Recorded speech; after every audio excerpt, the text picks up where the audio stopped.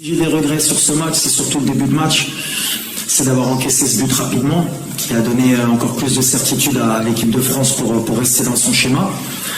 On avait dit que si nous laisserait le ballon, on le prendrait, nous l'avons laissé, mais on a fait trop d'erreurs techniques à ce niveau-là pour pouvoir, en tout cas en première mi-temps, leur poser des problèmes. En deuxième mi-temps, on a été un peu plus, on va dire, adroit. On a moins perdu de ballon, on leur a posé des problèmes, on s'est créé beaucoup de situations. Mais on n'a pas été décisif dans les derniers 30 mètres. Malheureusement pour nous, on voulait marquer pour leur mettre le doute. Et après, avec une équipe comme la leur, avec les talents qu'ils ont offensivement, on sait qu'on peut être puni à tout moment. Et c'est ce qui s'est passé sur le deuxième but. Le deuxième but, il nous a un peu cassé les jambes, mais on est resté debout. On a essayé d'aller jusqu'au bout pour marquer ce but qui pouvait nous faire espérer. Mais félicitations à l'équipe de France. Je l'avais dit avant le match que c'est une grande équipe. Avec peu de choses, ils sont capables de gagner. Mais où je suis content, c'est que sur l'impact dans le rythme, malgré les blessés, malgré je pense que la marche a été un tout petit peu trop haute pour nous. Pas en termes de qualité, pas en termes de tactique, c'était plus athlétique, plus physique. On a eu trop de blessures, trop de joueurs, 80% depuis le début de la compétition. Et avec tout ça, on fait quand même demi-finaliste. Donc d'abord, je veux féliciter l'équipe de France d'abord, leur dire bravo. Et maintenant, on va être derrière eux. Et mes joueurs surtout, parce que voilà, le cœur qu'ils ont mis, l'image qu'ils ont donnée, je pense, de notre équipe nationale dans le monde, je pense que ça vaut la victoire en Coupe du Monde. Maintenant, c'est dur pour les gamins, parce qu'ils voulaient absolument marquer l'histoire, mais on va apprendre. On ne gagne pas une compétition comme la Coupe du Monde sur un miracle. On doit encore travailler pour revenir encore plus fort, Inch'Allah.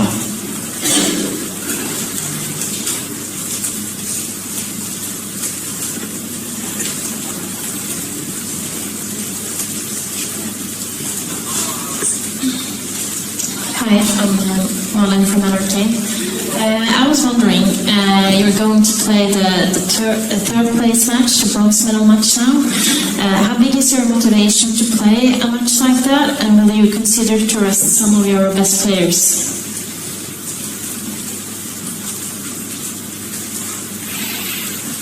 Oui, c'est une finale, une petite finale. Ça va être difficile pour nous, surtout mentalement. Déjà, on a beaucoup de blessés, on finit sur les rotules.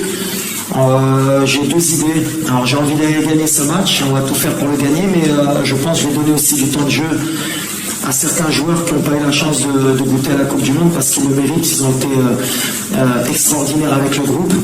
Donc voilà, on va essayer de faire un mix pour essayer d'avoir une très bonne équipe sur le terrain, d'essayer de gagner la 3e place et d'être performant. Mais aujourd'hui, on va essayer d'abord de récupérer parce qu'on a perdu et que c'est toujours difficile après une défaite chez la 3e place, Inch'Allah.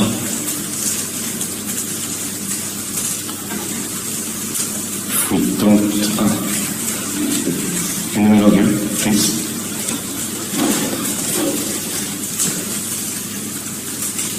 Oui, bonjour, Lionel Angoumo du journal L'équipe. Je voulais savoir ce qui vous a amené à prendre la décision d'aligner Romain Saiss et au départ Naïf Aguerd, parce qu'il n'a pas finalement pu tenir sa place, et aussi le choix de passer une défense à 5. Est-ce que c'était lié aux incertitudes de ces deux joueurs en termes physiques? Alors, il revenait d'une bonne grippe. Et il tenait à être là, et moi je tenais à ce qu'il débute parce que c'est quelqu'un qui est très important dans notre défense. Et je pensais que c'était le mieux pour nous de jouer à 3 pour qu'ils aient moins de terrain à couvrir. Et puis aussi parce qu'on a deux latéraux de très haut niveau et on voulait créer des problèmes avec Dembélé et Mbappé, déjà défensivement et aussi offensivement pour les obliger à défendre. Alors, des fois, on prend des risques. On avait travaillé sur 2 jours sur ce système-là. On était plus ou moins bien en place. Après, on a eu beaucoup de déchets. Puis après, la sortie de Romain nous fait repasser à 4. Avec surprise, on a été peut-être meilleur à 4 aussi. On avait peut-être plus de repères. Des fois, on fait des coups. Ça me donne raison de temps, mais j'ai aucun regret par rapport à ça. La sortie de Naïf, elle nous fait plus de mal avant le match parce qu'à la dernière minute, on a été obligé de changer. Et donc, Dari a été obligé de rentrer. Et tous ces petits détails ont fait en sorte que peut-être on n'est pas bien rentré dans le match. Mais on va apprendre. Mais je pense qu'à 5, on aurait pu leur poser encore plus de problèmes si on avait tout le monde au top. Mais la sortie de Romain nous fait mal, mais en même temps, après en deuxième mi-temps, on a été bien dans notre système, mais pas de regret. C'est l'idée, c'était de aussi soulager Romain dans l'axe pour qu'il n'ait pas trop de courses à faire. Bonsoir, Dominique Sarac du Parisien, bravo pour votre parcours. Vous avez dit on sera derrière l'équipe de France. Comment vous voyez cette finale France-Argentine, vous ? Je la vois équilibrée. Après, deux manières de voir le match. L'Argentine a repris confiance. Ils ont un Messi qui est au top, mais je pense que c'est un match qui va leur aller. Ils défendent très bien. Didier fait un super boulot. Ils savent ce qu'ils veulent faire. Et ils acceptent justement ce que nous on n'a pas accepté aujourd'hui. C'est-à-dire on a repris le ballon et ils nous ont fait mal sur les pertes de balles. Et la France sait très bien le faire. Ils ont beaucoup plus d'expérience. Je pense que avec des joueurs aussi rapides, avec les joueurs de talent, avec la profondeur de banc, ça va être bon du 50-50, mais la France peut faire un doublé historique. Et quand on voit ce que fait la France depuis les 20 dernières années, on peut dire qu'aujourd'hui c'est le pays le meilleur au monde en termes de football. Et moi je suis fier parce que aussi j'ai grandi en France et de faire partie de cette école.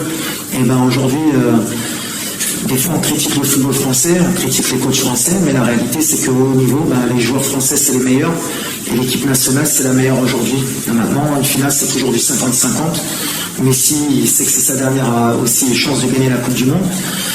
Mais moi j'aime bien le petit Mbappé, ça me ferait plaisir qu'il gagne la Coupe du Monde parce que on disait que c'était peut-être le nouveau Pelé, puis en gagnant cette Coupe du Monde, il se rapprocherait de ce qu'a fait Pelé. Il ne faudra pas qu'il ait trop de pression justement et qu'il joue libéré.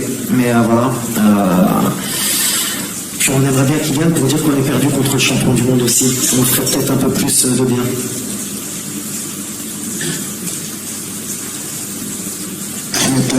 Le CTV, coach, après cet exploit, on va dire un exploit historique durant cette Coupe du Monde, est-ce que votre prochain objectif sera la prochaine CAN? Merci.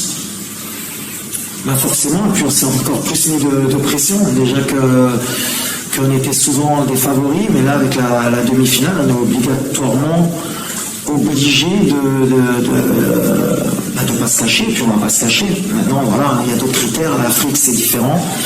On va être attendu, mais on a un an pour se préparer. Déjà, je pense qu'on va mettre un peu de temps pour digérer cette compétition. Heureusement que le prochain rassemblement, c'est en mars. Mais je l'ai dit la dernière fois, moi, sur mon contrat, je me cache pas, je suis ambitieux. J'ai dit que si on ne faisait pas minimum demi-finale, on participait plus au Nigeria. Voilà, il y a au moins 10 équipes qui vont postuler à cette CAN. Et on va faire partie d'elle et on va y aller avec humilité aussi. Mais on travaille, on progresse, mais on a envie de la gagner. Morocco have achieved a sense of the impact this has had globally and what that means to you and your players and what you said to them after the game.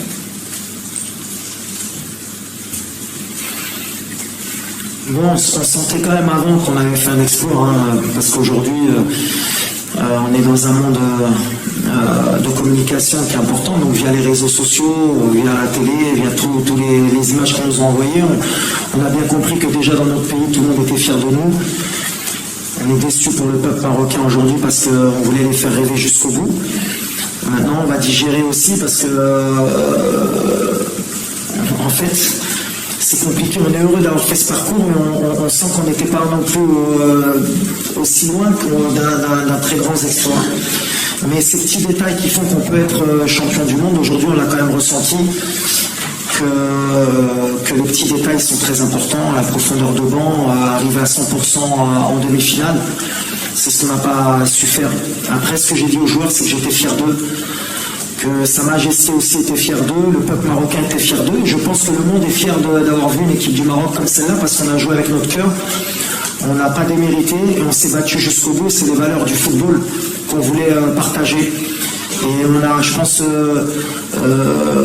non seulement donné une belle image du Maroc, mais une belle image du football africain.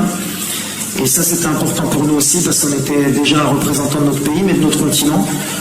Et aujourd'hui, je pense que, voilà, je ne peux pas dire qu'on va être respecté plus que ça, parce qu'on était respecté, mais au moins on a montré qu'on pouvait être au niveau dans ces compétitions, et ça, c'est merveilleux. Mais il faudra confirmer.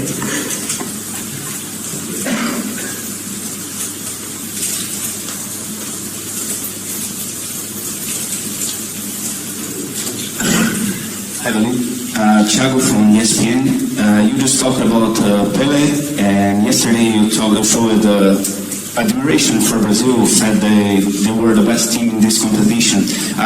Would like to know personally for you how you feel to be between the four best teams in this World Cup, something that Brazil, 5 world champions didn't achieve. How it is for you? Thank you. Ouais, après, pour le Brésil, ça s'est joué à peu de choses. Quand on est amoureux du football, on est forcément amoureux du Brésil. Et pour un homme comme moi qui a connu les grandes équipes du Brésil, on a toujours envie de les voir aller loin. Mais ils reviendront, les grandes équipes et les grands pays de football reviennent toujours. D'être nous sur cette compétition devant le Brésil, devant l'Allemagne, devant l'Espagne, devant le Portugal, qui sont des nations très fortes du football mondial, c'est extraordinaire. Mais comme je l'ai dit précédemment, voilà, c'est des étapes qu'on doit passer nous aussi en Afrique pour mettre. Il faut qu'on soit régulier nous aussi dans ces compétitions pour qu'on puisse mettre le Maroc à un moment donné sur la carte du football mondial. Et pour qu'on soit peut-être pas au niveau du Brésil ou de la France ou de l'Angleterre, il faut qu'on revienne tout le temps en Coupe du Monde déjà. Il ne faut pas qu'on attende tout le temps 20 ans. Il faut qu'on soit régulier. Et maintenant, le premier tour, il faudra que ce soit normal pour une équipe comme le Maroc.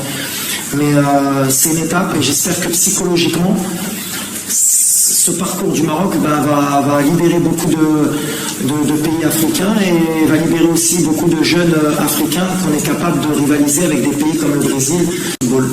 Mais il y a du travail encore, il ne faut pas non plus qu'on s'enflamme parce que voilà, c'est qu'une compétition, il faudra qu'on soit régulier pour prouver que ce n'est pas un accident. Merci beaucoup.